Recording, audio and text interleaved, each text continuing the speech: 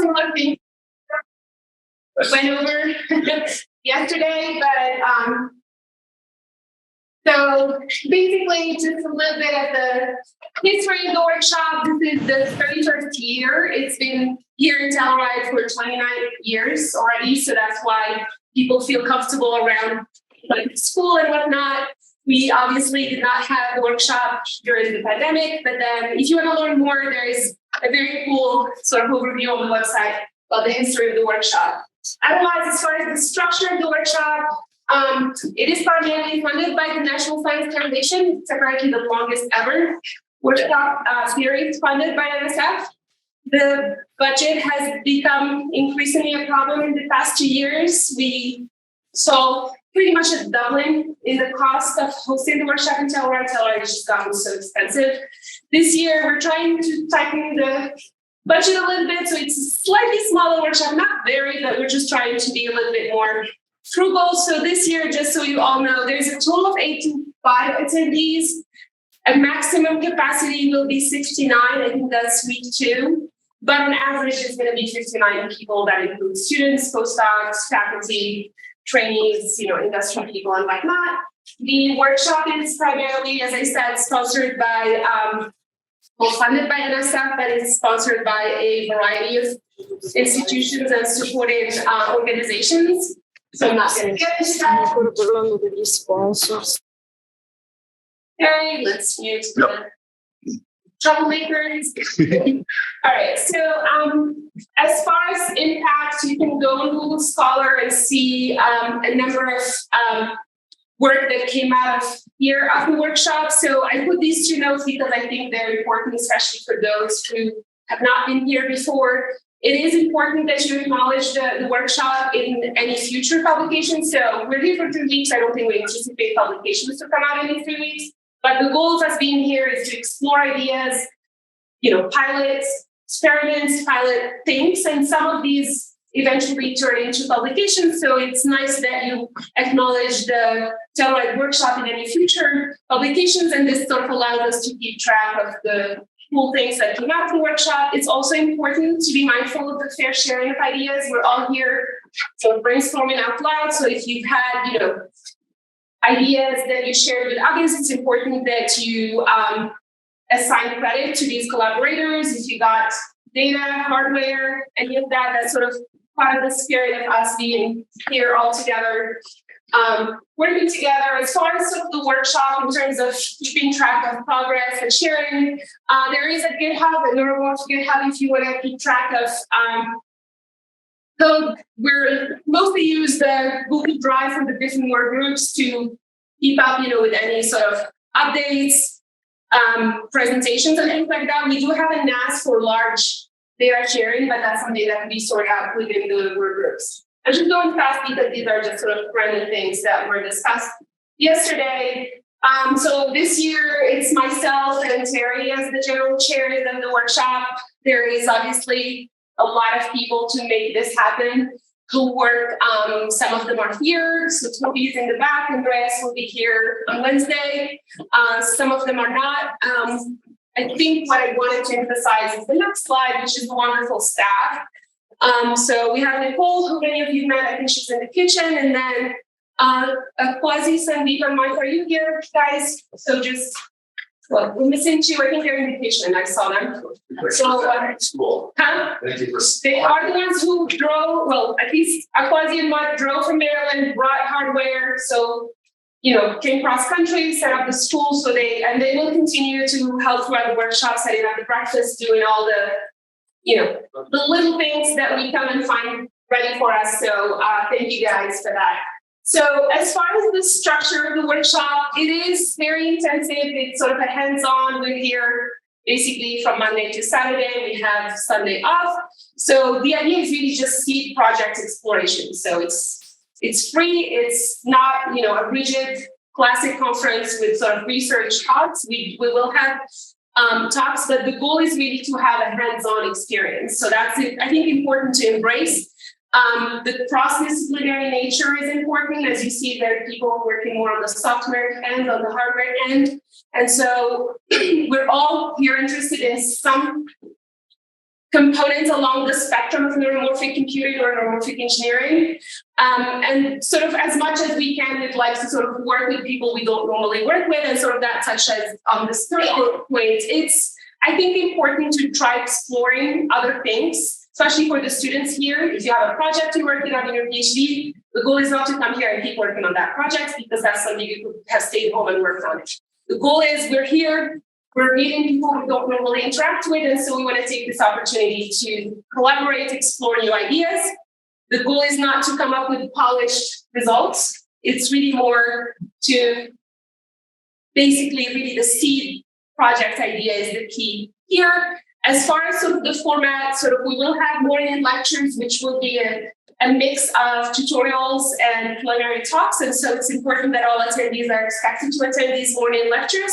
And I'll talk a little bit about the afternoon structure. So as far as the participation in topic areas and projects, so right after this introduction and after we each get to introduce ourselves, each of the topic areas will give us a presentation about what they're thinking, what the projects and the themes for their topic. Bless you. So the idea is really just for you to shop around. So if you don't have a clear set idea of what you'd like to do, this is an opportunity for you to learn about the 4 different topic areas we have in the workshop. Eventually, you want to narrow it down to 1 or 2 topic areas that align with your interests. And you can work on multiple projects. Ideally, I think a good size is 2 projects. It can be 2 within topic area or 1 in each topic area. So the goals, I guess, and this is more addressed for the participants, you want to narrow down your topic areas that you're interested in by Wednesday this week. You definitely want to narrow down which projects you're working on by Friday this week. And if you're working on that setup, you want to try to get it done. I'm talking more like along the hardware side by early next week. And then we will have some mid-workshop demos on Friday, week 2. So that sort of gives us some benchmarks. I mean, it's 3 weeks, it goes fast. So it's important that you try to sort of target this. You don't want to be by Friday and you're still not sure which work group you're working with, what projects. I think it's important. We're all here, both the organizers, the topic area leaders, talk to all of us if you're not sure where your sort of interests align and how you can get what you want out of this workshop, but also benefit from being here in this environment. As far as the hybrid nature, so we will be using Zoom, and the morning lectures will be broadcasted to online participants. So it is open to anyone who wants to register for participating online. So as much as possible, we want to try avoiding any high bandwidth usage during the morning, because we have the Zoom thing. The discussions will not be broadcasted, and that was sort of on purpose so people feel comfortable, because we're recording the lectures, but then we'll turn off the recording so people can feel free to have open discussions. Some topic areas may choose to have hybrid discussions with online participants, so they'll sort it out on their own. And as I said, part of the goal of this workshop is to work towards sort of demos. So we've had in the past a variety of public demos. Usually the Thursday in week 3 is where we have the final demos of what you've worked on for the 3 weeks. Not all projects will result in demos, so this will be depending on the project, but we've had a variety of cool demos that the people from town sometimes are interested. They come here, they want to take a look, know what's happening. Certainly the kids in like the high school, they're very intrigued by these cool projects. So this is something to just keep in mind. This is one of the reasons, of the many reasons we are here, is we want to work with each other, but we want to also be open to the wider public. So just some sort of housekeeping things. So schoolhouse. So we are in an elementary school, so we have to respect that. No alcohol or smoking in the school, no food outside the kitchen and cafeteria. Keep in mind, we are using classroom segment 3rd grade, so there's stuff on the sides, and we just want to be respectful of that. Just to clarify that, in school vicinity, that's the entire block that the school is on. So, yeah. Yes. So no smoking in this entire block, basically. And as far as school access, we mentioned this yesterday. So the school needs to be locked outside normal hours, which is Monday to Friday, I think 9 to 5. So the door will be open from 9 to 5, the front door, where everybody came in through. After that, the door has to be locked. So we have a doorbell that we will try our best to use and see how that goes. It is important that when we leave, we lock the windows and the front door. So part of the spirit of this workshop is that, after dinner, many of us come back here, continue working. Some people stay working late, 2 in the morning, 3 in the morning. That's sort of part of why we want to be in this town, because it's safe. You can walk back to your condo at any time of day. You don't need to have to drive or be escorted out. And so we will need to work together to make sure that whoever wants to stay working late, we can work it out such that when they're leaving, they can be responsible to lock behind them. So I assume should be able to all manage that. So I mentioned this yesterday. So there's no official COVID policy. We just want to use common sense. So there's no specific restrictions. However, there are COVID tests outside in the hallway. If you feel you have any symptoms and you want to test yourself, you're free to do so. The reason we're doing this is because we don't want to expose everybody and then we all have to leave from here. But if you do test positive, just let us know. We can figure out how to arrange a quarantine situation. We may need to rearrange some condo arrangements, but just use common sense as much as possible. It worked out nicely last year. There were a few people where this did happen, and then they were able to attend the lectures over Zoom anyway, and then were able to catch up with everyone. Yeah, so I think a few people got it last year. They connected for 3 or 4 days until they quarantined, and then they came back. So, but it is important, I think, to just not, if you feel you're not 100% and you feel you may have something, just test yourself. That's why we have the test. We also have masks if you feel comfortable wearing those. And then as far as being in Telluride, I think this was mentioned, thunderstorms are common, so just don't, get caught in the rain. Altitude, we're pretty high altitude. In general, I think everybody does well. A few people have some altitude sickness. More generally, I think just people take time to adjust, sort of the oxygen level. The bear discussion happened yesterday, so you may come across a bear, and not that many, but occasionally from far away, so just keep your distance. And this was something that has, especially for the European folks, it is common to tip between 15 and 20% in restaurants, so that's just something. And it's because this country doesn't pay serving staff a living wage. That is so, yeah.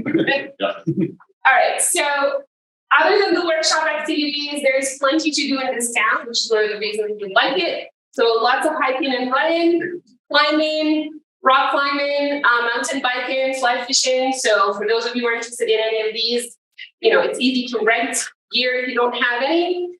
Hanging out in condos around town, networking. Andre, this is the big. I was trying to find the one with you with the plane with Timber. I kept going back. It was taking me a while. I'm like, all right, that's 25 years ago. I think it's 25 years ago. Yes. So anyway, but there's plenty to do. I'm sure everybody sort of, at least for the people who are here for the first time, see this is a very lovely town. There's plenty to do. Talk to the people who've been around if you're not sure. Like if you want to go hiking, you want to get ideas. Many people here have hiked many of the trails and can give you tips.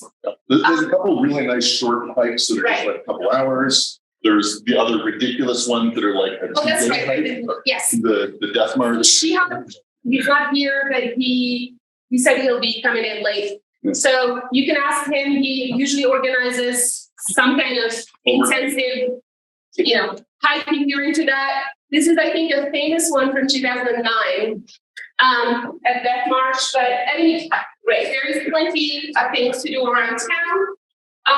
We will have a memorial party, the so-called tequila party on Thursday, week 2. I think I have that in the schedule. So I'll talk about that in a bit. Otherwise, next week is 4th of July. So the entire workshop typically participates in the parade across town. The Neuromorphs have won over the years multiple prizes, first prize, second prize of the parade. So I'm just setting the bar. We don't want to just be participating. First prize is given out. We've gotten a lot of prizes over the years. I couldn't get track of which year we got what, but we got a variety of prizes. So we want to keep the momentum going. After the parade, I'll talk about the parade in the next slide, but after the parade, there is a barbecue at the town center at the end of town, and it's open to the public, and then there's fireworks at sunset. Guido mentioned this, so for those who are into running/hiking, on the 4th of July, there is this gondola. You can find this Google gondola, and I'll upload my slides, I think, on the shared drive. Have them. We usually meet at 8. Down at the gondola station, and then you go up at the top of the ridge. You can run, you can hike, you can go straight, you can zigzag, whatever you want to do. So that's something for you to consider for the 4th of July. And then as far as the parade, we do need a coordinator, so a volunteer who wants to bring. So this is just, I went over my folders from the past, and these are the each year, which is the theme. So we had a Brainzilla. I don't think it's a little blurry, but we built a whole sort of brain thing, and everybody was around. We had some retinal rods and cones, different colors. Swarm intelligence for like seeds and people going there. So it's a theme that is somehow related to some neuromorphic concepts, one way or shape or form. It can be, a sensory system. It can be a cognitive thing. It can be a more robotic thing. I didn't have pictures from the different years, but each year we had a different theme. Some clearer than others, so some confused the town. It was people saying, I think this one was not an easy one. At any rate, so we do need a coordinator, and we need to narrow down the theme by this Friday because the staff can go to Walmart and buy supplies for us. So depending on the theme, sometimes we need to buy like t-shirts and write up them. Sometimes we need tinfoil. Sometimes we need construction paper. So you can use trash cans for trash cans for drugs. So there is, depending on the theme, we'll have to get supplies. So it's important that we start early. By on Monday before the parade, we'll have a group get together to organize. If we have a dance, if we have a song, I don't know. It depends. Each year is a different choreography. So I'm just calling on all the creative minds there. If anybody wants to volunteer, but usually sort of we do this as a group. So it's not going to fall on one person. It's just that it would be good to start brainstorming. So maybe I'll put on this calendar a couple of slots for those who are interested in brainstorming to come and just, we brainstorm ideas and then we narrow down on one for the year for this year. Otherwise, the last day we had a banquet dinner. That's the Friday of week 3. It's basically to say goodbye. We usually acknowledge this edition of the workshop. We usually have awards. So one of the famous ones is Best Neuromorph. I think few people who you see here as faculty have gone through this. I myself came here as a student, 25, 22, 23 years ago. So I came as a participant, I came as a staff, I drove the truck, I came as a faculty, so I've gone through this whole thing. So these are typically, so the Best Neuromorph Award is the person or persons who exemplify the spirit and energy of the workshop. So the organizers usually observe throughout the 3 weeks and then choose one or many people who they feel really gave it their all. We also have skits that get organized by the participants if you feel up for it. So this is a famous one. That was sort of a speech, "Oh, we're not worthy." So it's basically supposed to be a fun, dinner where we have both these awards and the skits. If you guys feel like, Making fun of organizing, making fun of the workshop, whatever you feel like. It's really. Wasn't that teasing? It was teasing Alan. It was teasing Alan.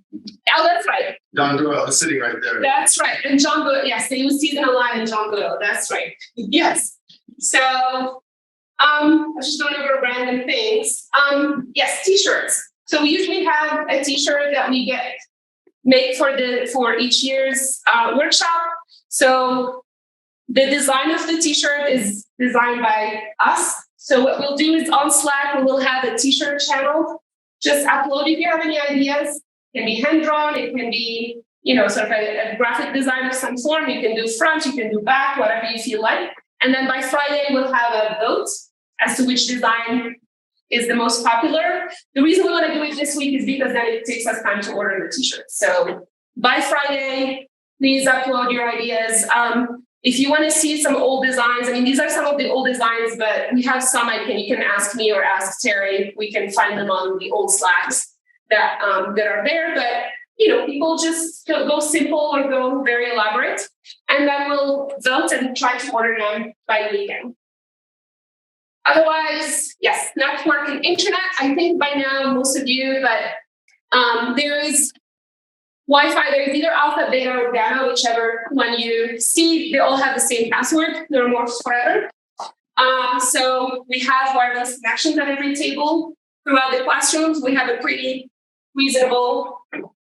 Although, I mean, again, please don't saturate that bandwidth yourself. Yes.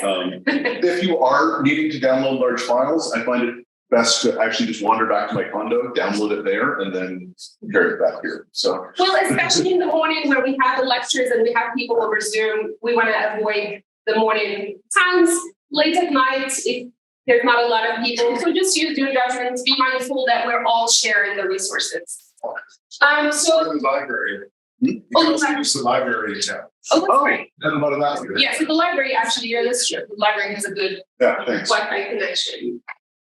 Right. So the typical schedule is here. So in the morning we'll have the lectures and tutorials and breakfast. The afternoons is basically the work group meetings.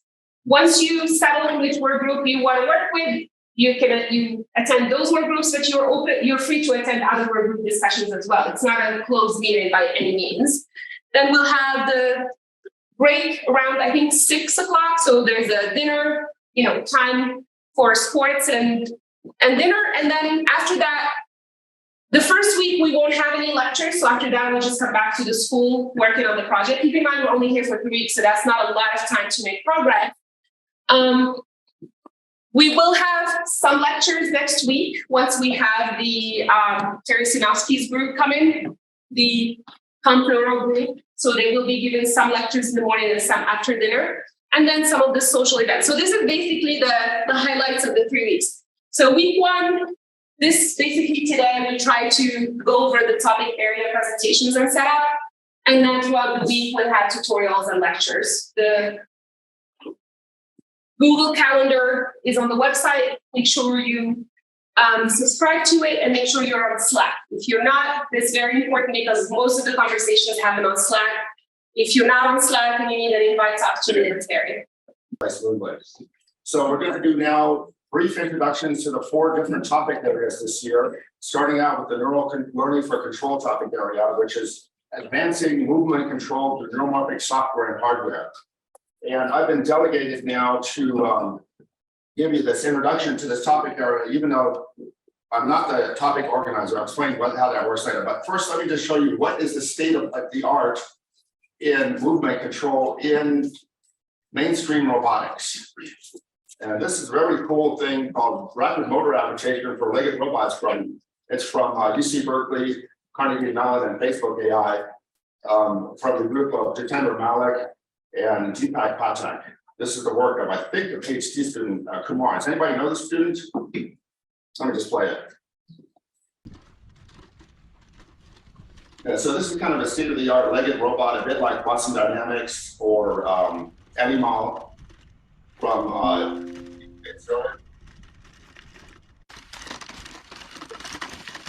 There's that.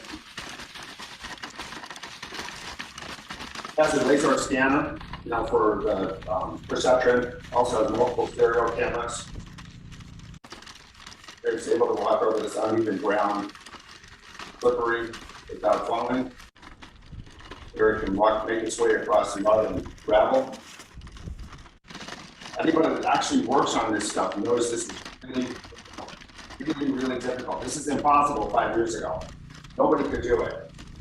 And this is enabled by a combination of machine learning and optimal control and a lot of experience with these legged robots. Here they pour some oil on a plastic sheet. It starts walking on there. rapidly adapt to that slippery ground. Impressive, right? We're going to talk in the group about how this works. One to estimate a private state, not another one. I want to actually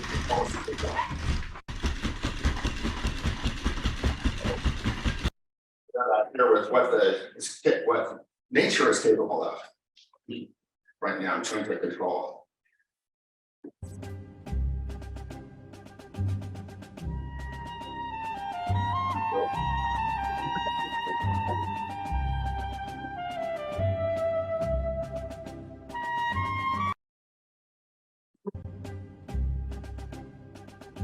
Let's play some of these videos here. Like,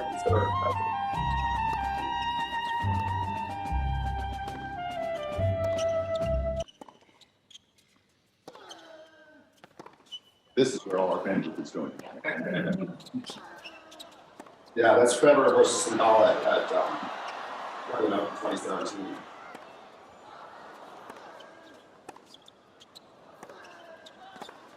Ridiculous!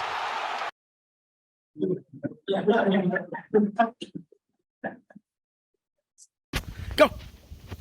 Go, monkey. Go, go, go, go. Come, come, come, come, come. Go. Up. Yes, go. Good boy. Good. Go, go, go, go. Up. Up. Ah, that good boy. Come on. Yes. Monkey, come. Cool. Come, come, come, come, come, come, come, come, come. Come. Go, go, go. Come, come, come, come. Come, come, come, come, come, come. Okay, go. Yes, good boy. Yes. Go, go, go. Hurry up. Go, go, go, monkey. Go, go, go. Hurry up. Can't see the Yeah, back good feet, boy. right? Come on, come on. That's the plan. Go, good mark. Go, boy. I Go, know. go, go. Okay, go. Good move. Very low quality.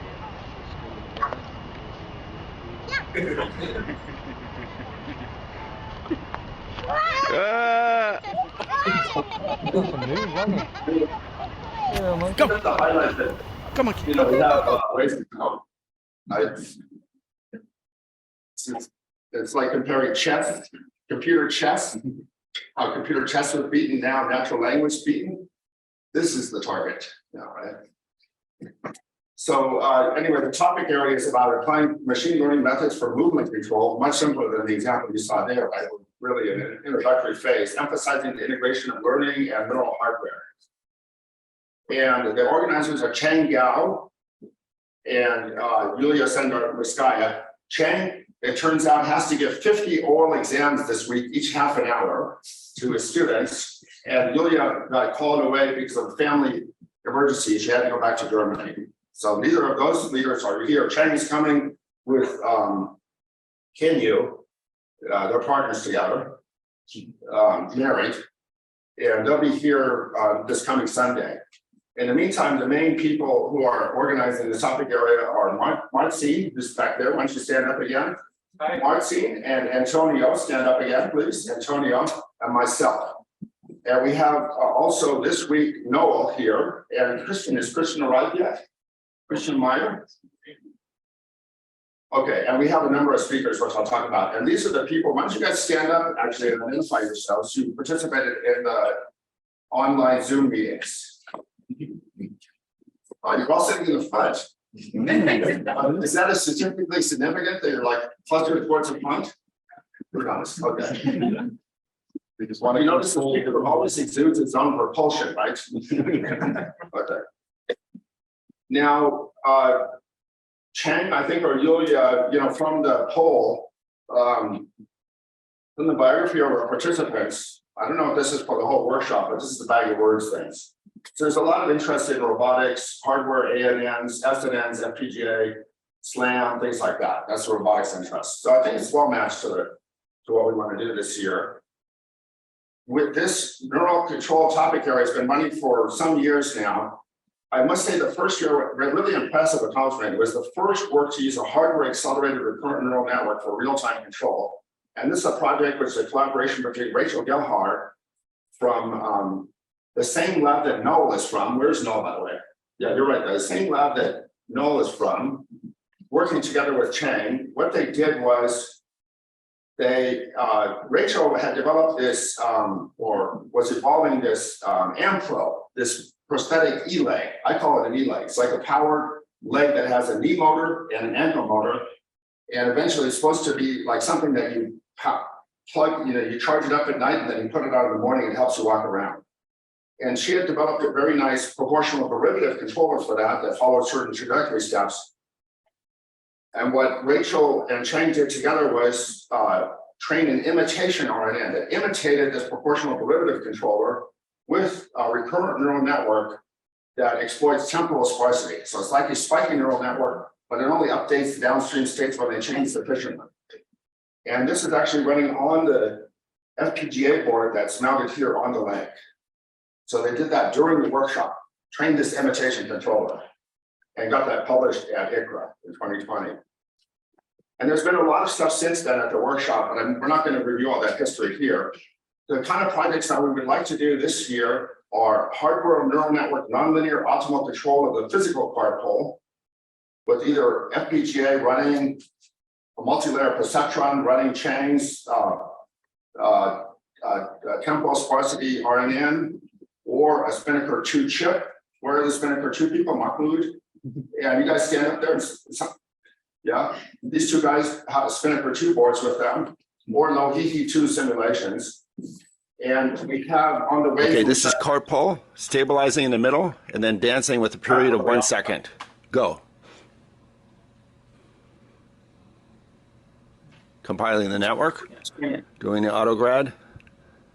Now computing. Now execution starts on the. So this is nonlinear. Now it's stabilizing in the middle, and now we activate the dance. Following certain trajectory plan. Now it's dancing between the two limits. It fell down once, but it's dancing between the two limits of the cart track. Now I'm going to perturb it.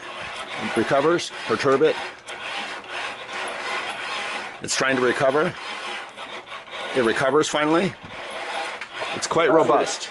So, Good disturbances. The world's best expert in autonomous driving is showing our obstacle avoidance and our trust into our algorithm. We are ready for London 2023. So Florian there is an unknown obstacle, like unplanned obstacle on his race course. This Formula 1/10 car, which we've assembled, which holds perception pipeline as an IMU and a LiDAR scanner, 1D LiDAR scanner, now avoided Florian.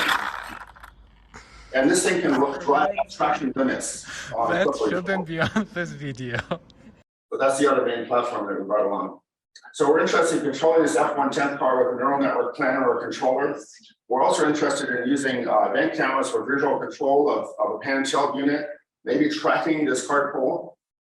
So maybe developing a model of this pan-tilt unit on a camera to track this star at the head of this cart pole and learning jointly the dynamics of those systems. Another thing, if you go into the neural control room, there is a fancy like Logitech racing steering wheel. That's a torque feedback steering wheel. Not only can you steer with it on a driving game, but it also gives you torque feedback. And this is the setup that John Doyle and his team at Caltech used to explore different aspects of latency and motor and visual input for control. What we're interested in is working with you guys, Mounya and Claire, to perhaps integrate that into EEG recording, to do EEG recording while people are trying to learn to drive a mountain biking game. A very simplified biking game where you see the track coming towards you. It's just an abstract mountain biking. You try to drive along this track, which suddenly changes direction, but you have advanced warning of this because you can see some distance ahead. So you have to plan for this turn. And when you make mistakes, you get feedback from this torque. Like you get a jerk that you've gone off the track. So it's potentially possible that we can record event-related potentials related to people making mistakes. This feeling of dismay when they make a mistake. I think that might be quite interesting. And ideally, what I would like to work towards are two main targets. At least I think the three of us, Antonio, Marcin, and I, we would like to really move the control onto hardware, neural hardware, not running on CPU, because this is running on a 100-watt CPU here. And this is running on a 50-watt GPU computer. So we'd like to run this hardware, this control, this optimal control directly on neural hardware. And we'd like to incorporate some form of adaptive neural control, like the type you saw in the RNA video in the beginning, which continually can infer these private states which are not measurable directly. For example, in a car, there's certain things that you can measure, but other things you can't measure, like how much you're slipping sideways. There's no sensor to tell you you're slipping sideways, but you can infer that you're slipping sideways if you're driving yourself in a moment. I don't know if you've ever experienced it. You can feel you're sliding. So can you infer that state and make use of it to optimize your control? Okay, this is carpal. So what we have in terms of talks, we have a lot of nice talks lined up this week. Actually, we have Vito Brun from TU Delft has done a bunch of cool stuff with micro-aerial vehicles. He's going to give a talk by Zoom. Then on Wednesday, we have a Blackboard talk, or actually a whiteboard talk from Noel. It has a lot of experience in real robotics and control, a hierarchical perspective on control. Then on Thursday, Antonio is penciled in to talk about this, what we've done so far for hardware neural network nonlinear optimal control of this physical cart pole. He's a true FPGA expert, so ask him about that. And then Friday, Christian should be here, and he's going to talk about the hybrid AI, non-cognitive computing on Spinnaker 2, which we hope to incorporate into some of these robotic control problems. Then the second week, we have Lisa Lee from Don Gore's lab at Caltech. She's going to actually give 2 talks. You guys ever heard of SLS? Anybody know what SLS stands for? System level synthesis. So how system level synthesis can help MPC. How many people know what MPC means? Raise your hand if you know what MPC. Yeah, maybe raise your hands higher. Don't be so shy. Yeah, so maybe half the people in the room. Model predictive control. Yeah. So you'll learn about that. And what are those? And then she's going to talk about control theory for neuroscience. And then I'll give a summary talk about the work that we've done over the last few years on neural optimal control. And then the third week, we're going to have a lovely talk from Peng, who was a participant here a couple of years ago. Very lovely work on tracking turbulent odor plumes with deep reinforcement learning in the form of a recurrent neural network that learns to imitate what insects do when they're following odor plumes. Very lovely piece of work. And then I'm hoping that Zhou will come with his family also during the third week, although it's hard to get a confirmation from him. But he has a big and very influential robotics group at Caltech. And so that's it. So we hope to have lots of active participation and lots of discussion about the projects that we're going to do. Good. You guys have any questions? Still have a few minutes. Otherwise, you just go on to the next topic area.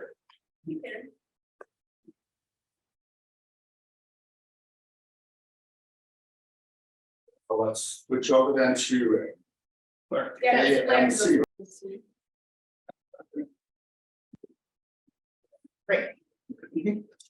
Do I need to unmute or something? No. Right? No, all the audio is taken care of here, and you should stay on mute and have your speaker off.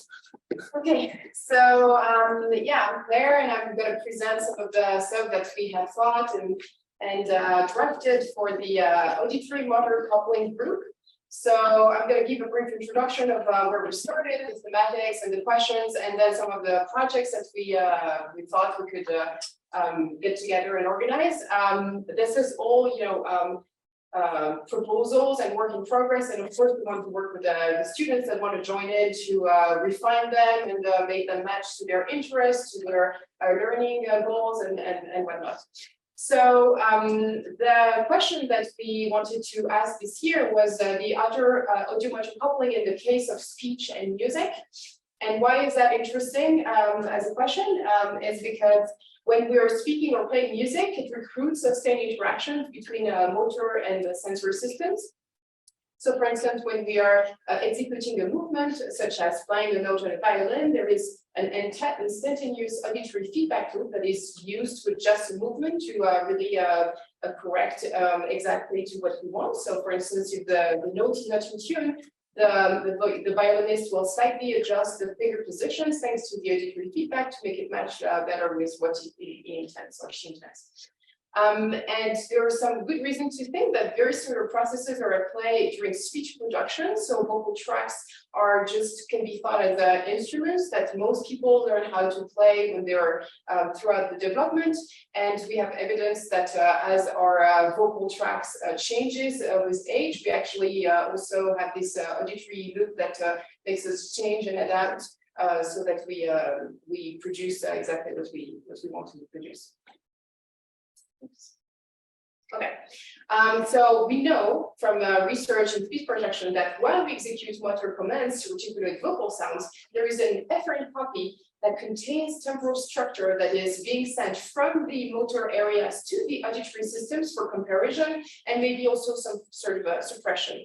And it's probably built on the acquired mapping between motor executions and sensory response to auditory input that is learned through many iterations of this command and this sound feedback, the loop in this command, sound feedback, etc., etc. Make sense so far? Yeah. So the hypothesis that we formulated is that the auditory motor feedback is central for learning how to speak and arguably also central to play an instrument. Because it informs the mapping necessary to execute sophisticated motor commands in order to obtain a precise stream of sound, either vocal or from a musical instrument. So the parallel between speaking and playing musical instruments are striking in this context and can be used to get insight on these general audio motor mechanisms that apply to both. And we'll see how that is critical right now in the light of developments of new vocal BCIs, for instance. And yet very little has been done to model these processes together, compare them, contrast them, and so on and so forth. So the goal for our group this year is to establish the methodology and the conceptual tools to test these hypotheses that I just sketched. And the novelty of this topic is to integrate music and speech, providing multiple strategies for evaluating sensor-motor integration required for precise acoustic output generation. Now, some of the projects that we sketched. So one is concerned with sensor mapping in the acquisition of musical skills. So the idea is that we ask the question, what happens in our brain as we learn to play an instrument? And we make the hypothesis that as we become expert, we train a mapping between motor and auditory area to build a system that predicts the sound motion and the sound that certain motions are supposed to produce. So, as you learn to play the violin, you execute some commands, and then you predict what the sound should come out of these commands based on this mapping that you have built with auditory feedback, such as, for instance, tuning or shifting or precise things like that. So we actually implemented first set of experiments last year that is in good shape to be taken up further. So I'm going to just present what we had so far. So we had a person presented with stimuli while stimuli of people playing the violin, and we then presented this stimuli to people while they were their EEG was recorded, and these people were either experts violin players or novice violin players.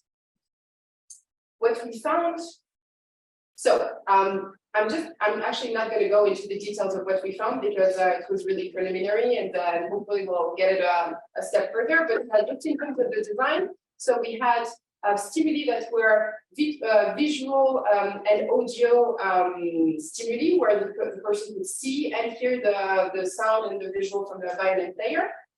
We had visual only, we had auditory only. And I don't know, because we repeated this test. But basically, anyways, we had either audiovisual or audio only or visual only. And we wanted to see if when people are having the visual only, predictive response of the auditory input was being emitted in the auditory system or represented in the auditory system in the case of expert musicians, because precisely they have this mapping, and so they can infer from the motion visual information what the sound should be like. And presumably when you're a novice, you don't have that, and you sort of like built it through expertise. So that was the experiment that we had. We have some data on that already, and we hope to collect more. We have the audio, the stimuli that are ready to go. Another challenge that's more of a methodological challenge in the context of these projects or groups of projects is to remove motion artifacts in speech and music production.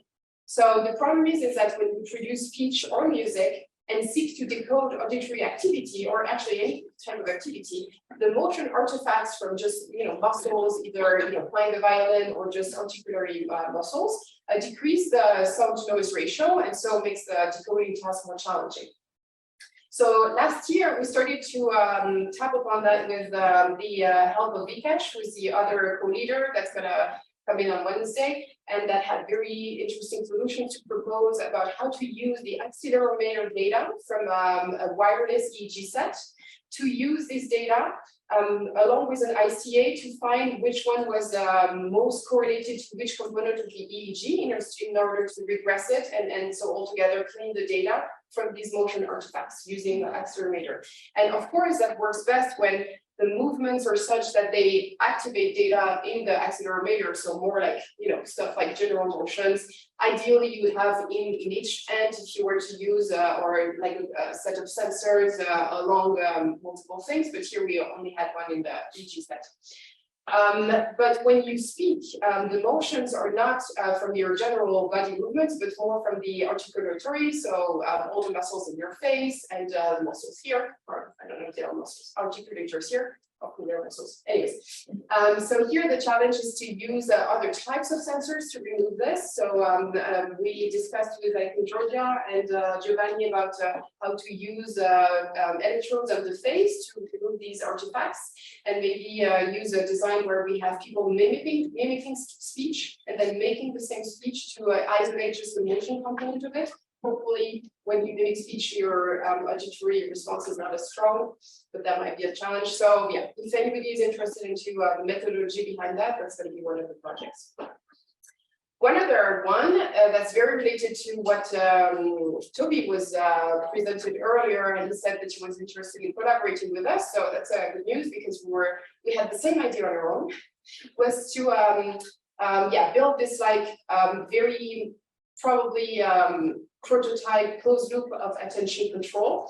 And the idea here is to intensify the efforts to use EEG in closed loop and propel the use of BCIs with non-invasive techniques such as EEG.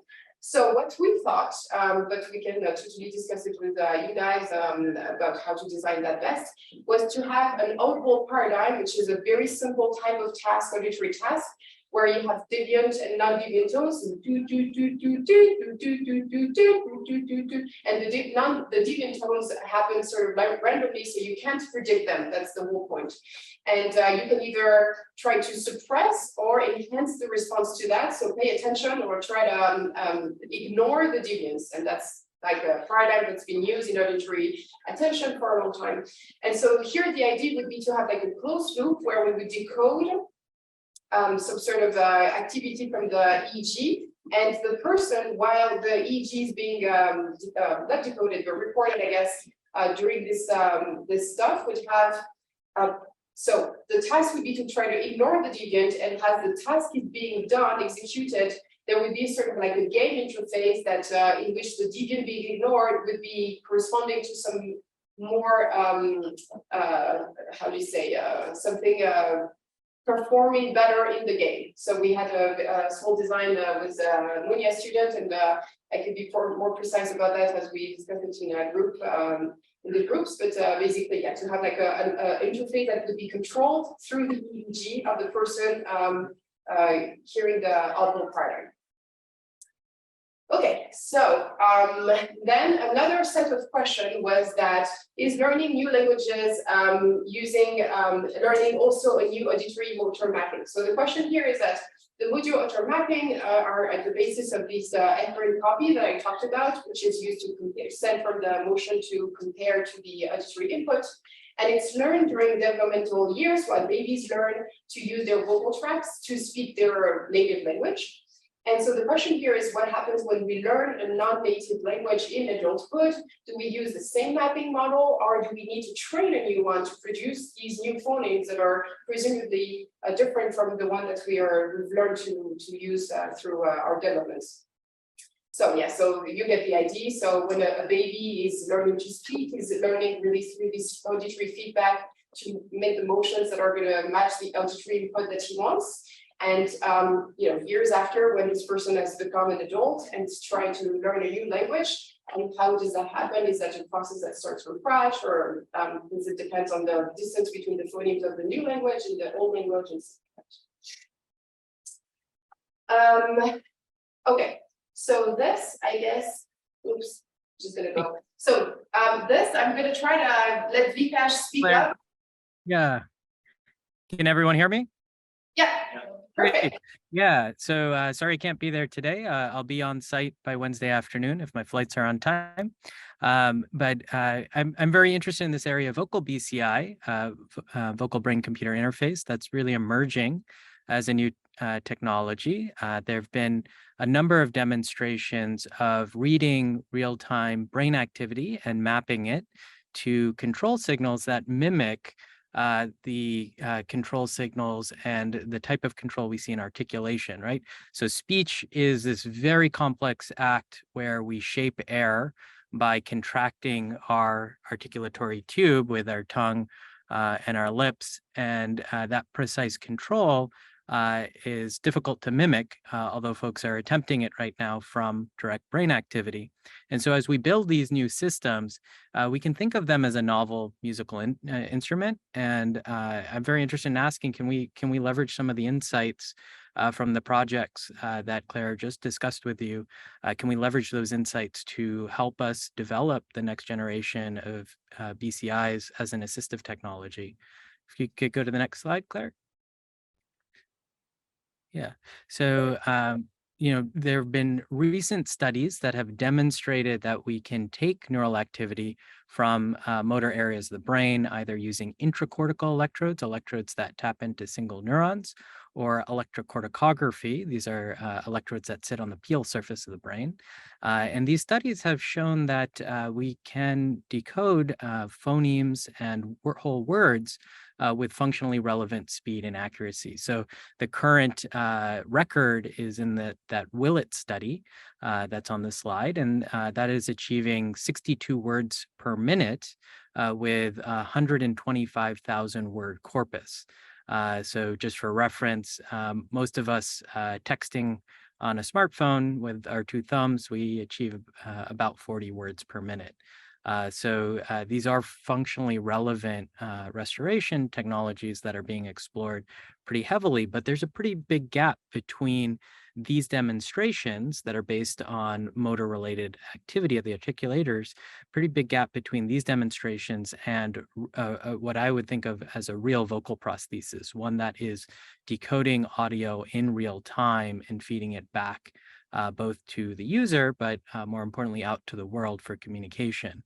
And so as we build these new vocal prosthesis systems that will build on top of these brain to text systems to enable interactive communication, we're going to strike upon some new challenges. And my hope is that some of our studies that we start to engage in here will help at a minimum set the new questions, maybe start to peek at some new answers for how we might build these systems. Thanks, Claire. Thanks. So just a summary to summarize if you guys should try to join or not. But so if you are interested at all in audio motor coupling in general, join in. If you're interested in the parallels between speech and music, join in. If you're an expert player or learning how to play an instrument, join in. If you can speak more than one language, or even just one, but then really, really well, or currently learning a new language, join in. If you want to learn how to collect and or analyze EEG, wireless, and 64 channels brain vision, join in.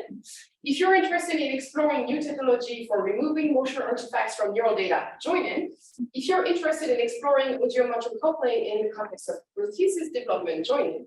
And if you're curious and want to learn more, join in. Open source neuromorphic hardware software. I am Esraghian from UC Santa Cruz, came to Telluride in 2018. Highlighted my PhD. It's come back as an organizer, but thank you, Mounya and Terry, for dealing with the shit show of administrative work you no doubt had to do. Jason, can you shout louder? Yeah. All right. Let's project. All right. And then this is Peng. She recently defected from UC Sen. She successfully defended her thesis and then left me on my own. She's now co-founded a startup, Roshan Tech, that's working on large-scale neuromorphic model acceleration. She's also interned at Sinsen's, interned at Tetramen, done a hell of a lot more than I ever will in my life. So with that being said, neuromorphic computing is like an onion. Now there's obviously various layers of abstraction. You've got hardware, you've got software, wetware, and quite often we don't always talk to each other. I mean, the hardware and software people, we love to talk together. We have a lot of that hardware software co-design, building software that takes advantage of spatio-temporal locality and learning, building hardware that's specifically tailored for particular data flow, that's effectively optimized for neural networks.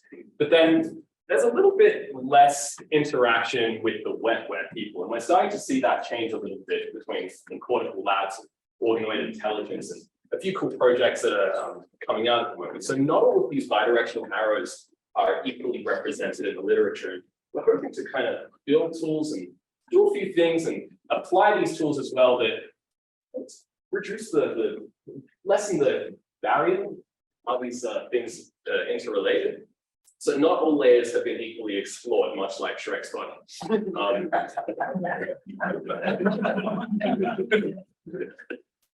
At least I could do that. Really stress testing this presentation. So why open source? So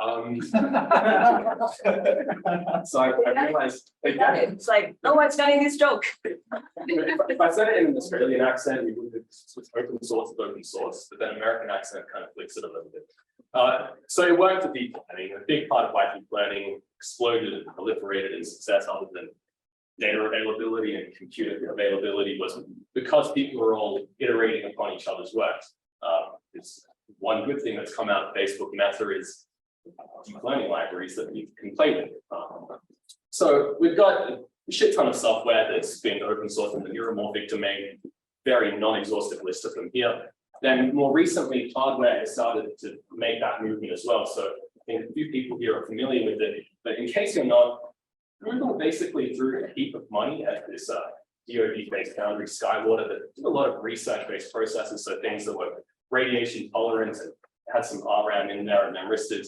But then they were doing very high-risk projects, and Google threw a heap of money and said, hey, in exchange for these millions of dollars, could we at least underwrite some takeouts? Could you open source your process design kit and let people learn how to do chip design far, far easier? And so that was cool. They went through, I think, something like 8 or 9 multi-project waivers where people are building chips using open source process design. Because the process design kits are very, very proprietary. They're typically things that are very secretive. It's kind of the secret source of a lot of companies, and they really don't want to give that away to you. So even though it's a legacy node in 130 nanometers, and a few more have opened up since then, global foundries getting on.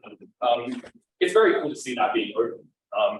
And you can kind of design chips on your own personal machine. Sure, they're not going to be massive and not necessarily competitive with your ISS-CC chips, but you can still do it. And I think that's a very cool thing. And then you have a lot of spin-off projects such as OpenRAM, which is an open source memory compiler that's able to spit out based on Python level descriptions of dual port, single port memories, memory bank size, etc. And then it gives you a GDS file which describes the physical geometry on the basis of a few lines of Python, which is kind of amazing. It's really reduced the barriers to access open source hardware. So it's cool. We've started to realize in the space of 3 weeks in Telluride, you can actually build a whole chip. And that's kind of beautiful. Now on the wetware side, I am not really familiar with anything that's open source. So we're pulling in a few of the cortical labs people and trying to bribe them into opening things up and give us access to some of their data. We haven't seen too much in terms of using, say, spiking neural nets or more neuromorphic-based models in order to emulate what these organoids are doing. So I'll talk a little bit more in detail about that in a second. We want projects. So dish brain learning with cortical labs, they published a recent paper about dish brain. They took this so an in vitro neuronal computing module displays self-organized critical dynamics, complex task acquisition. They effectively train an organoid with something that looks very similar to an organoid to play the video, the arcade game Pong, which is very cool, just based on stimulating it with closed loop feedback. And they claim that they managed to make that learn way faster than any sort of reinforcement learning model out there. So that's kind of cool.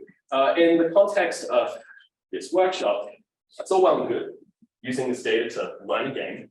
Wouldn't it be cooler to learn how that thing learns and see if we can make our neural networks a little bit more efficient? See all those Python-based software packages that are just piggybacking off the backdrop, modules, autograph modules, and PyTorch. Would be kind of cool to break those apart and do our own thing here. So Furuk and Mounya are going to fly in from Melbourne, the dominant part of week 2, bit of week 3, and they'll throw a bunch of data at us to play with. So that's all well and good. Then following on from that, the SynSense toy. Peng, did you want to talk? You interned at SynSense. You can talk about this. Yeah, sure. Yeah. So before I introduce, like, how many of you have ever trained on your network? Please raise your hands. Oh, yeah, good. Then, like, you all know how to use their chips. Like, I guess, like, that's, I mean, like, building this, like, whole pipeline from the training your network just based on the PyTorch, and then all the way map to the chip is manual. Like, they already worried, like, for you. Like, that's, for example, the silo pipeline is what I mainly work when I was, like, working there. And then the spec, I haven't, like, worked on that detail, but I'm sure it's working as well. So, like, they brought the spec and the silo several dev kits here. So spec, like, it's more like they have a DVS with the processing unit in the same die, which is pretty cool. And it's like super tiny, like maybe like your fingers here. It's a great work. It can just be for example, like gesture recognition, like fault detection, optical flow sort of things. You can like play with them. Like Silo is more for low dimensional data, like for example, like biomedical thing. Also the voice, like acoustic things. It's pretty cool. So even if you don't have the, for example, DVS experience, you are super okay to play with them. And they also brought DVS, so you can also play with them. Yeah, it's very much like a push button flow, like Felix and Express Felix in areas. So yeah, you've got questions about the SynSense toys. Felix is your guy. Sadiq is coming in soon, and Gregor. Yeah. So we have a lot of support and kind of avoid the pains of having to learn how to use that tool for straight to application and doing useful stuff, which is, we appreciate you going through that pain so we don't have to go through it. So that's kind of cool. And also a lot of interplay with the auditory folk, because yeah, Xylo is very well suited for it. We've got a bunch of demos that are trained on set Slack data set and whatnot. So a lot of interplay there. Anything else on that? Actually, yeah. So I think it's one idea that I had, which would be bring all of these things together. So doing something that resembles continual learning and reinforcement learning with human feedback with the SynSense toy. So imagine we want to build an Andreas classifier. He gets really passionate during some of the presentations. So what I suggest is one idea, come up with your own as well. We train a binary audio classifier on the Xylo chip, right? Something where I can say, yes, no, yes, this is Andre, no, this is Barack Obama, this is not Andreas. Then we use human feedback to generate labels on the fly to generate a separate computer vision Andreas classifier. Right? Point these cameras at him and say, yes, Andreas, you guys correct? Yeah. So you've kind of got this continual learning, the separate model using the Xylo chip. And then I guess this could all culminate in actually not telling him what we're doing until the final demo when we have this perfect Andreas classifier. But we can actually build these things to do something that's continual learning. And if you have better ideas that are less bullying Andreas, and I'm more than happy to. There was an Andreas classifier, I want to say 2004, 2005 with the robotic. I don't know if you guys remember. It went to Andreas's voice. So that has been mentioned. That means we have a good place. So you have a right on. Yes, it's correct.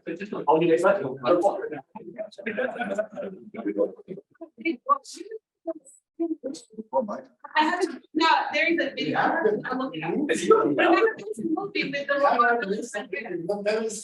We can show you the. Let's bring it back. It doesn't work. Your year that we also did the deep fake Tobi. Bullying the hell out of these like seniors. Yeah. It's any, it's, Yes. deep fake Tobi, I'm glad that wasn't exploited.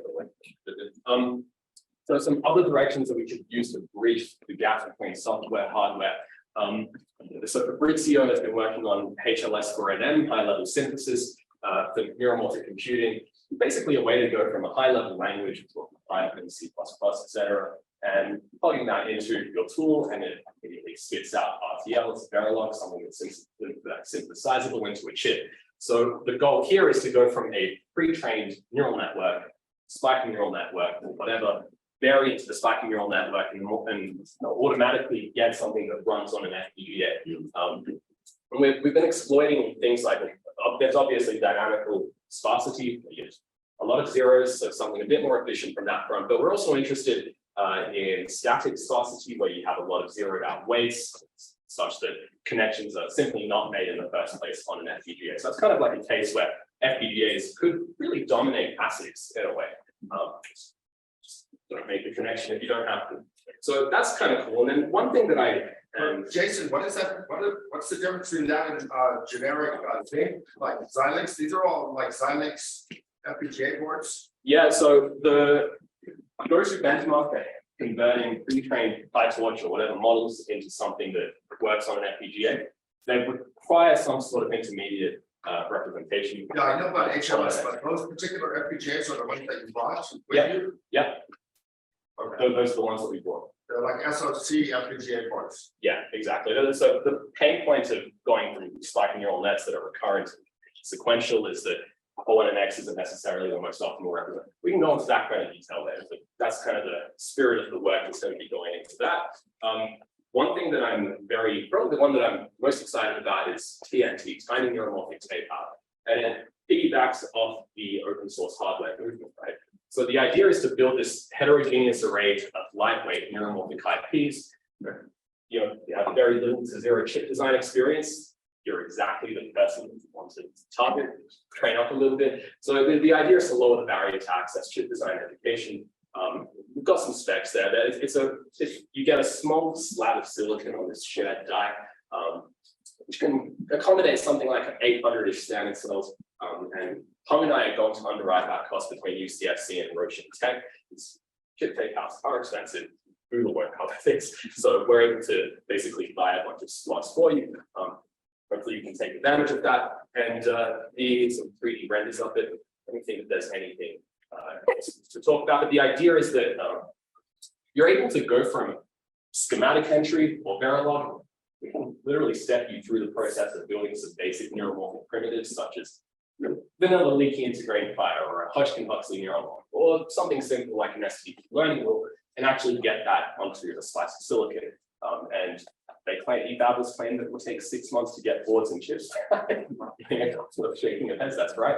Been waiting for 12 months for ours. So this is maybe by the next Telluride, you get a board back and you can explore everybody else's designs. Everyone can document them, and then you can see what everybody else has created. And have this diverse, rich, different modes of neuromorphic primitives on the same die.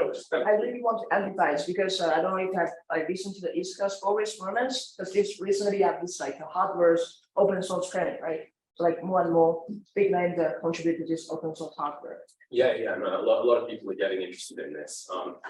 I should give you the caveat for the sake of expectation management. You're not going to be competing with big old accelerators that are going to outperform everything.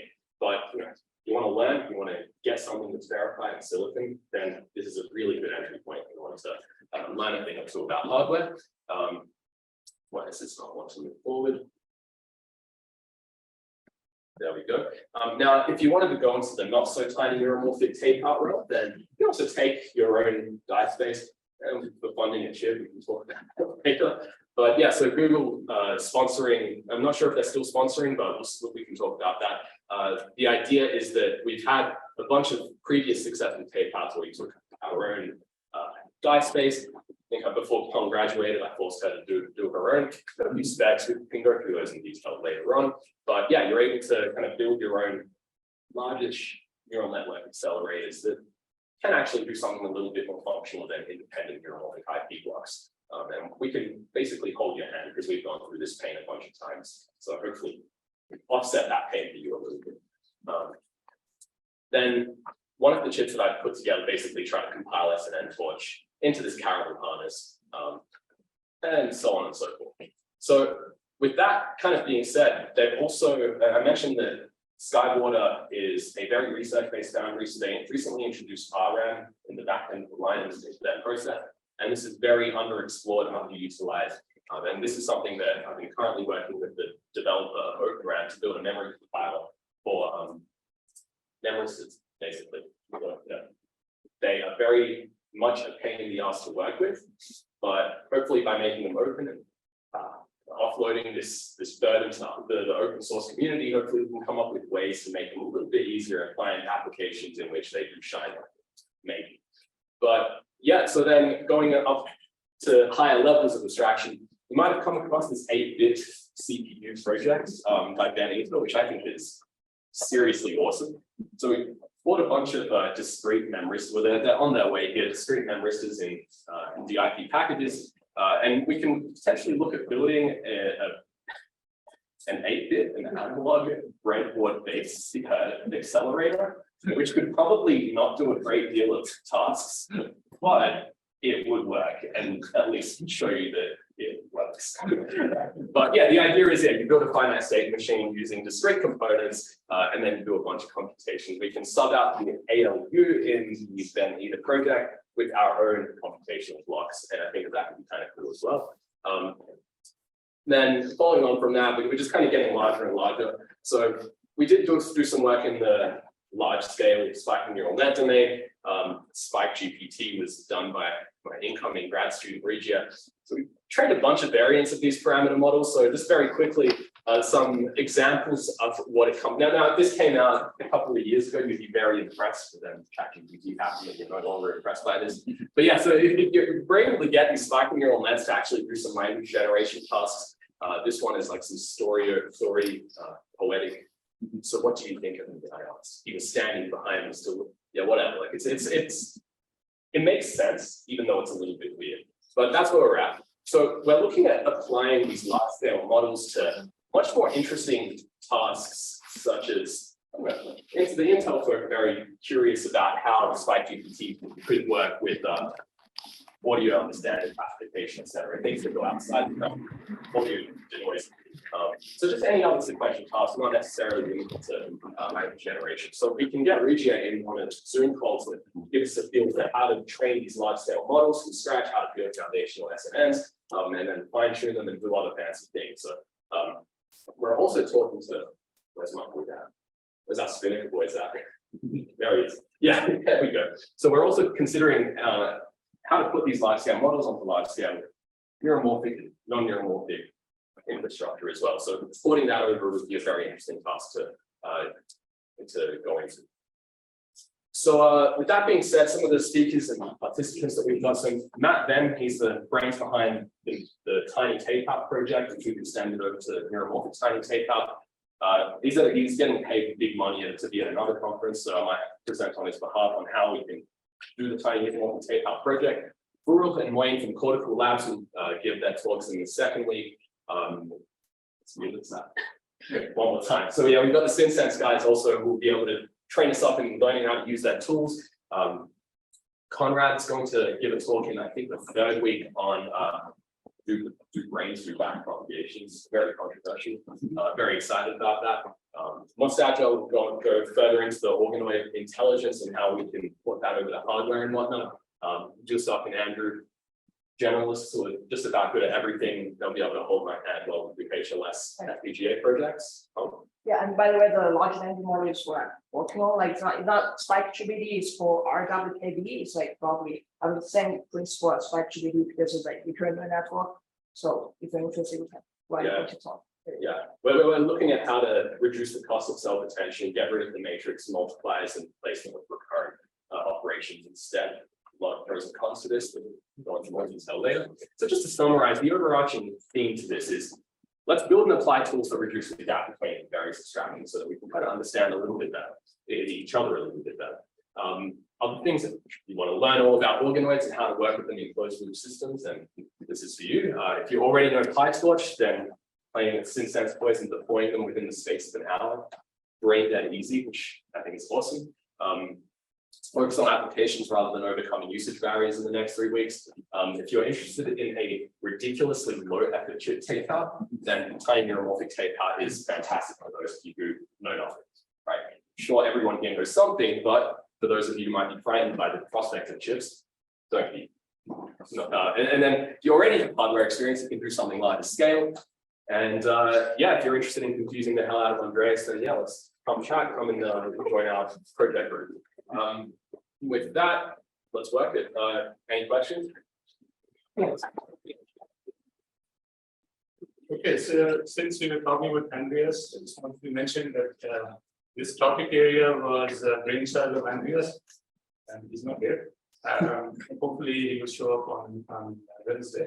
So the other team members here is Gert, Cawenberghs, Johannes, and me, Shantanu, Chakrabartty. Our core team members right now, these are all graduate students. Omuvi is attending this workshop in person, which is sitting in the back. And Zhou and Zili, they are attending this online. So any support with respect to the software, Zhou and Zili, they can provide that online. So we can talk about this later on. Okay, so just to motivate this, so this was the news, I think, a few weeks ago. So I'm not sure how many of you saw this.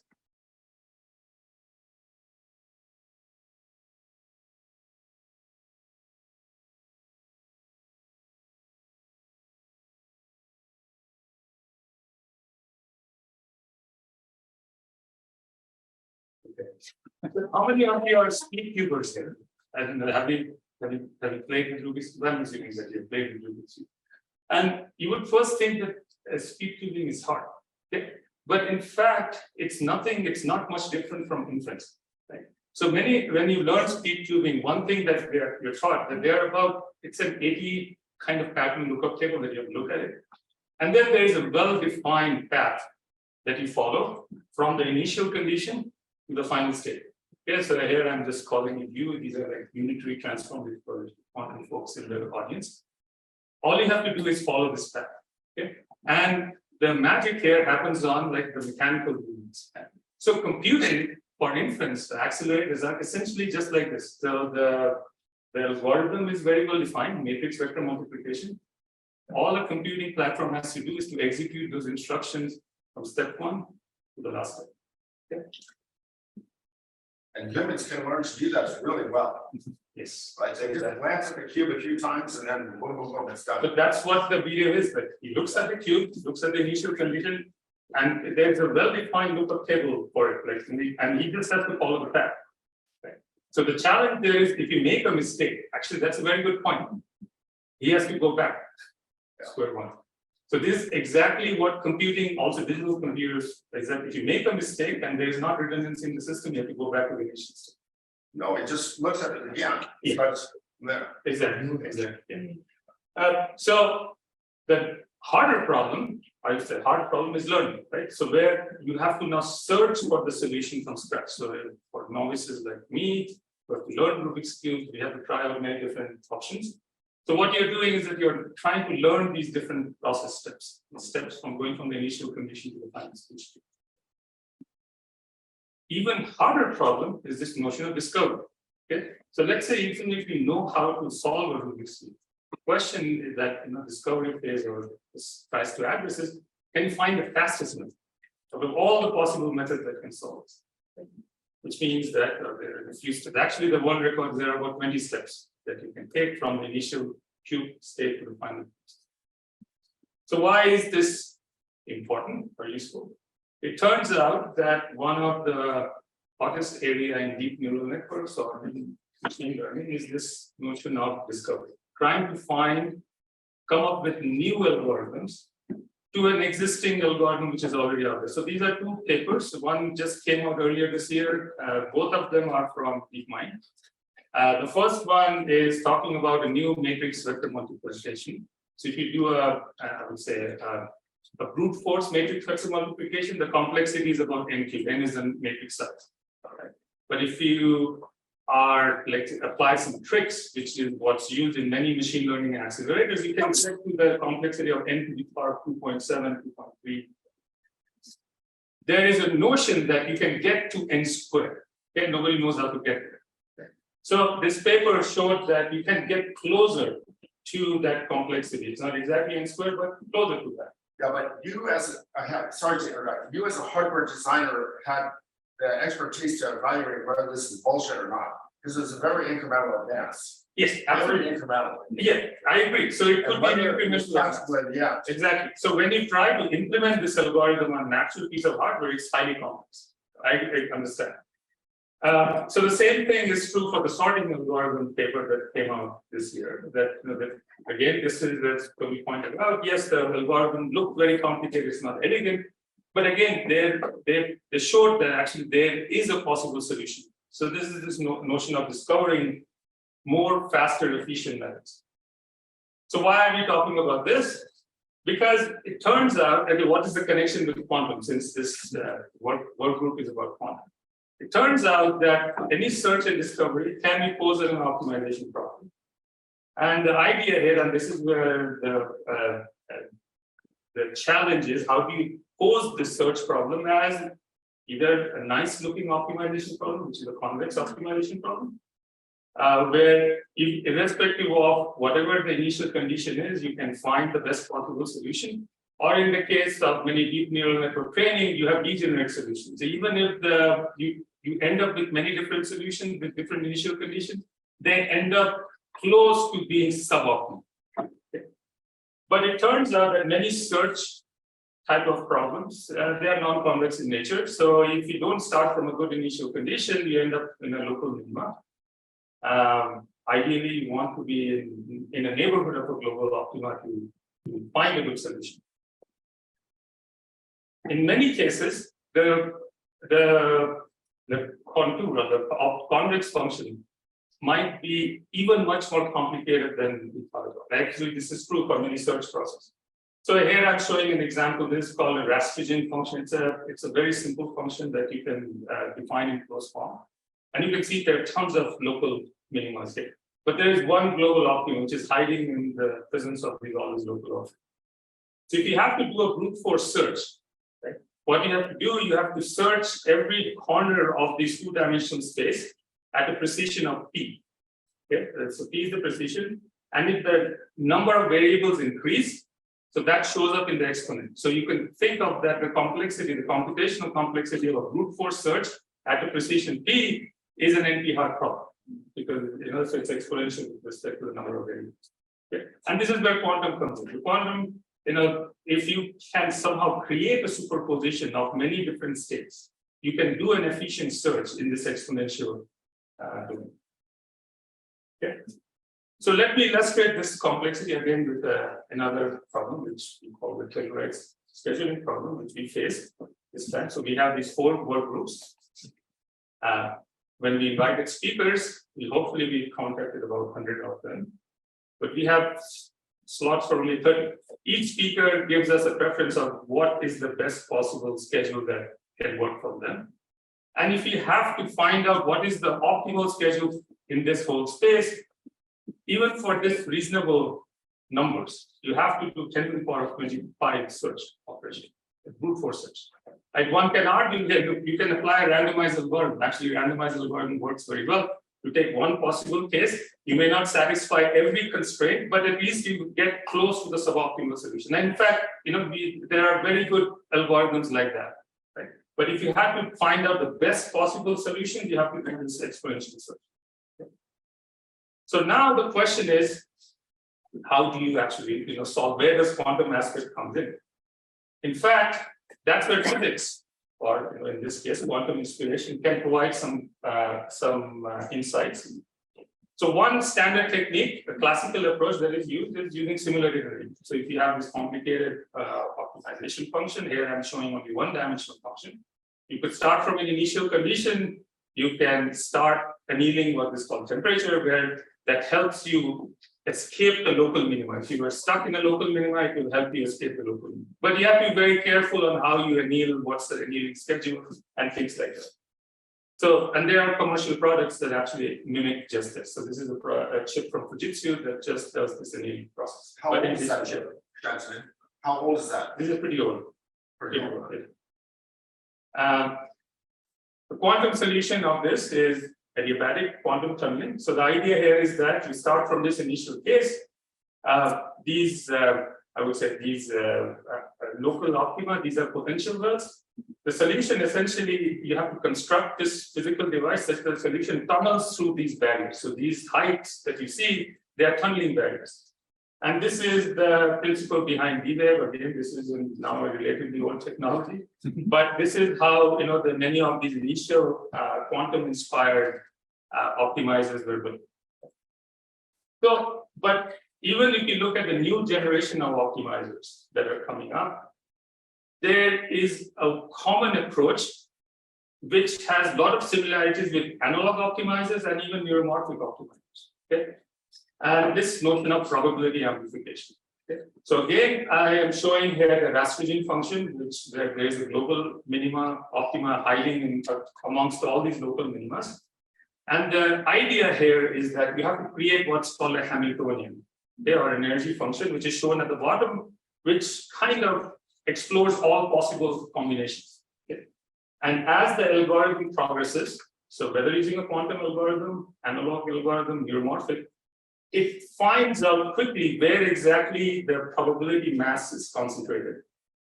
And then as it runs the algorithm, it amplifies the probability. Okay?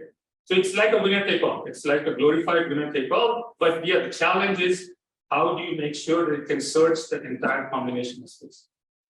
And so the physicists in the audience will try to argue, hey, look, if you have to search this combinatorial space, you have to expend energy because each state consumes certain amount of energy. Yes, and that's where the bottleneck in many classical approaches come in. In quantum, superpositions come naturally.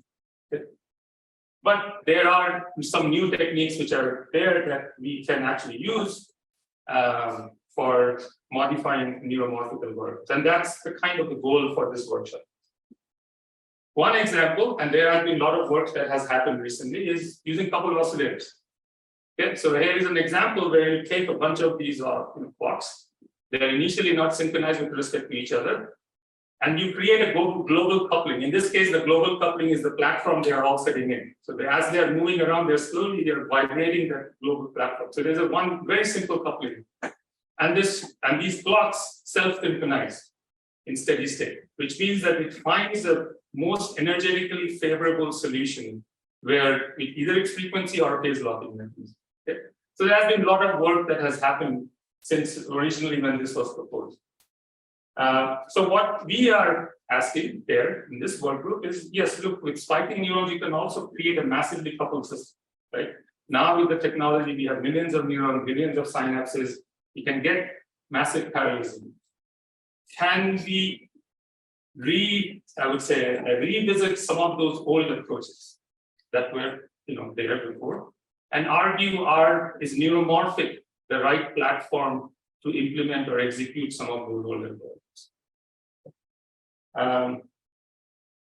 So the way in which we are going to organize this work group, at least that's the initial plan. We have a bunch of invited tutorials. So if you are not familiar with quantum, don't worry about it. We have tutorials, introductory material that we will present during the work groups in the afternoon. We have plenary talks that they are going to talk about the state of the art in this field, which will cover not only the physics of optimization, but also how it relates to quantum and maybe neuromorphic computing. Afternoon talks will be more focused discussions. So talking about background material, some tools, things like that. The project work will be focused on one specific question, which is, can a neuromorphic system can we use neuromorphic system to solve a hard optimization problem? And within the scope of these 3 weeks, we will look at one benchmark and try to beat it. Okay, so we will know that, okay, this is the state of the benchmark that is reported in literature. Let's see, is it either using emulation, simulation, or with some of the hardware platforms that we are going to be using in the workshop. Let's see if we can beat that benchmark. If you want to get some announcement about this work group, this is the Slack channel. I would encourage you to join this. At least you will get to hear what's going on. The resources and the tools that we will be using, Google Colab, because Google Colab is easy to work with. It helps us to share resources, run codes collaboratively. But if you are a fan of like running things on your own laptop, you're welcome to download the Python tools. The hardware emulation platforms that we have, there is a FPGA, Spiking FPGA platform at UCSD, so there will be tutorials based on that. Rajit, he's going to talk about ACT, asynchronous hardware. And then Spinnaker, Lowy, if whatever is available to other work groups too, we can also leverage on those platforms as well. There are also, since we are working with the open source hardware folks, I'm assuming that we can also talk to each other and we will try to port some of our algorithms on their software. And then if not, the same room as well. So no excuse not to. So, or we can use our own native neural network package as well. Okay, and for paper writing, the assumption here is that if we beat the benchmark, we can immediately start writing paper. So paper writing and reports we will use OOD. There is also an open discussion aspect that we want to encourage participation in. So there are these philosophical questions as well. So what does it mean in terms of benchmark? So neuromorphic by definition are asynchronous, right? Whereas when somebody designs a digital system, there is a definition of complexity in terms of number of clock cycles. Asynchronous, there is no notion of clock cycles, but there is a notion of time, accuracy, energy. So we have to talk about physical benchmarks. Okay, so that we will have a discussion on that. And then this is a little bit controversial question, but might as well ask it during this work group. Are there very specific tasks where neuromorphic computing can actually beat quantum computing benchmarks? And then lastly, what are the principles that are derived from quantum physics that can help improve the existing neuromorphic systems? So what are those principles? Like how do you generate noise? What's the best way to sample? Things like that. So those philosophical questions also, we want to have discussion as a part of this work. Okay, so here are a bunch of project ideas. We will have a discussion of this later on in the afternoon. So these are not exhaustive in any way. During the work group discussions, if you come up with a concept that you want to explore, that could be part of the project as well. But we will delve a little bit more into details later on in the afternoon. So that's my last slide. If you have any questions.